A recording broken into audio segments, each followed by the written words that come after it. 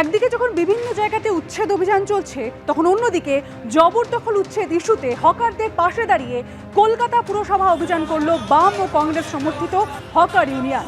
বৃহস্পতিবার লেনিন মূর্তির সামনে থেকে মিছিল করে কলকাতা পুরসভায় গিয়ে ডেপুটেশন জমা দেন তারা। বাম ও কংগ্রেস সমর্থিত হকার ইউনিয়নের অভিযোগ, পুনর্বাসন ও নোটিশ না দিয়েই হকার উচ্ছেদ করা হচ্ছে, চালানো হচ্ছে বুলডোজার।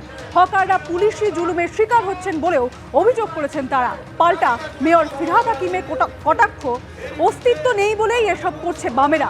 মমতা বন্দ্যোপাধ্যায় হকারদের জন্য ভাবেন, এমনটাই দাবি করেছেন মেয়র।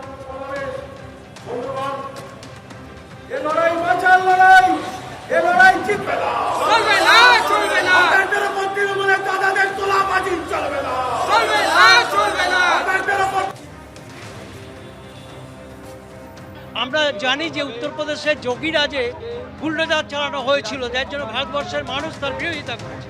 কিন্তু আজকে আমরা দেখতে পাচ্ছি মমতা ব্যানার্জির সরকার বুলডোজার ব্যবহার করছে। আমরা চাই অবিলম্বে এটা বন্ধ হোক, উচ্ছেদ বন্ধ হোক, এবং যে 2014 সালে যে কেন্দ্রীয় আইন আছে সেই কেন্দ্রীয় আইনটাকে লাগু করা হোক, সবাইকে পরিচয়পত্র দেওয়া হোক, লাইসেন্স দেওয়া হোক। মুখ্যমন্ত্রী এই হকার উচ্ছেদ করতে গিয়ে ভয়ঙ্করভাবে হকারদের মধ্যে একটা বিভাজন তৈরি করতে চাইছেন। তিনি বহিরাগত এবং অবাংলাভাষী এই বলে হকারদের মধ্যে একটা বিভাজন করতে চাইছেন। আমরা বলছি এই অন্যায় কাজ থেকে মুখ্যমন্ত্রী অবিলম্বে বিরত থাকুন, বন্ধ করুন। হকার ঐক্য এই করে ভাঙা যাবে না। হকারদের সাথে মমতা ব্যানার্জি রয়েছেন, আলাদা করে মিটিং করেছেন।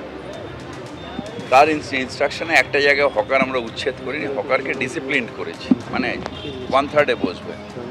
এগুলো হচ্ছে খোলা জলে মাছ ধরা। সিটুর কোনো নেই, একটা সিট নেই, কিচ্ছু নেই, সিপিএম মরে গেছে, খোলা জলে একটা মাছ ধরতে গেছে। হকার উচ্ছেদে নিউ টাউনে ফের চলল বুলডোজার। নিউ টাউনের পাচুরিয়া সর্দারপাড়ায় ফুটপাত দখলমুক্ত করতে ফের পুলিশ নিয়ে অভিযানে নামলো এনকেডিএ।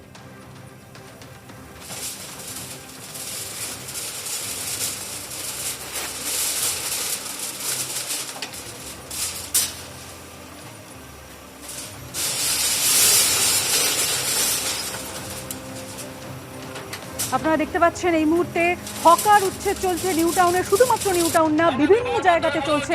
নিউ টাউনের ছবি আপনাদের এই মুহূর্তে দেখাচ্ছি, যেখানে বুলডোজার দিয়ে যে জমিগুলিতে অর্থাৎ যে ফুটপাতগুলিতে, যেগুলি সরকারের জমি, যেগুলিতে ফুটপাত দখল করে দোকান তৈরি হয়েছে, সেগুলিকে উচ্ছেদ অভিযান চলছে।